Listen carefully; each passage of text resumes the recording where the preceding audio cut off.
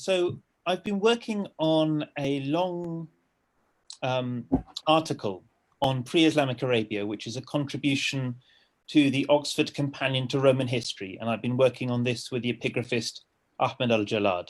I've been working on the textual sources in Greek, Syriac, Latin, and Arabic. And Ahmed's been working on inscriptions in different Arabian dialects. This is an important project because it aims to be the first port of call for Romanists who are becoming interested in the Islamic world. So our aim is to help them navigate this different material. The origins of Islam and the origins of the Arabs has been a bit of a boom academic industry in the last decade. And we've got two books in particular in mind as foils for our work. The first is Fred Donner's Muhammad and the Believers, and that argued that Muhammad led an ecumenical movement that incorporated Jews and Christians as well as former polytheists. And for Donner, Muhammad's message was the rubric of belief in one God and the last days. So Donner argues that it's only around 700 that we can really speak of Islam as a distinct religion. And our second interlocutor is the Leiden historian Peter Webb. And Webb extends many of Donner's claims to ethnicity. So for Webb, a shared Arab identity and a common Arabic language is really a product of the conquest society.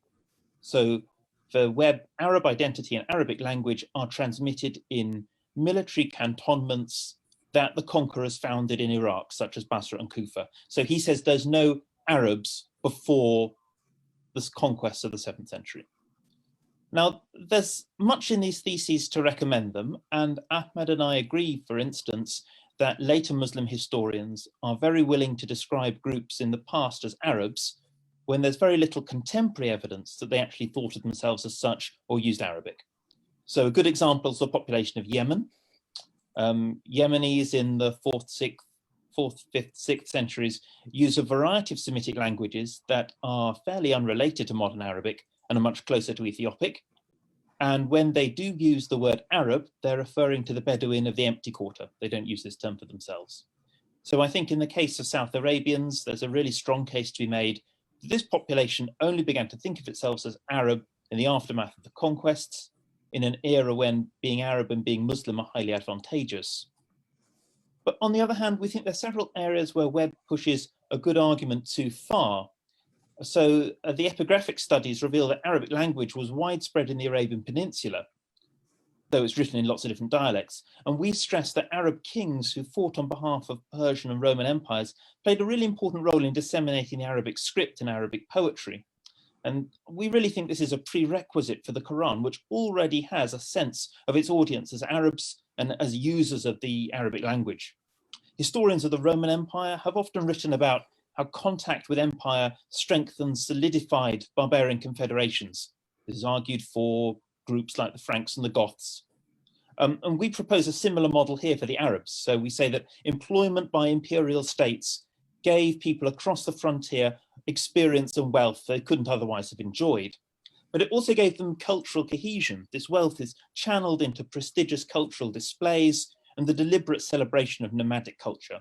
So we think the Romans play a key role in creating the Arabs. The second area where we respond to Webb is the notion of shared descent, which is often reckoned to be a key feature of ethnicity.